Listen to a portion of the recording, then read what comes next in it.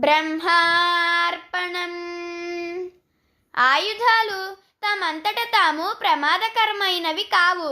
మనిషిలోని ఈర్ష్యద్వేషాలే ప్రమాదకరమైనవి.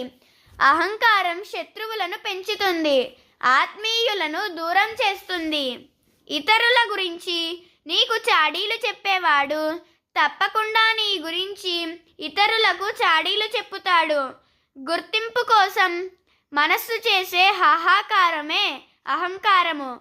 చెడును సహించి ఊరుకుంటే అది మొత్తం వ్యవస్థనే విషపూరితం చేస్తుంది. విజయం సాధించాలంటే నిరంతర కృషి, కార్యదీక్ష, పట్టుదల, అంకిత భావం ఉండాలి. మన సమస్యలకు పరిష్కారం మనలోనే ఉంది. బ్రహ్మముగా ఉండు.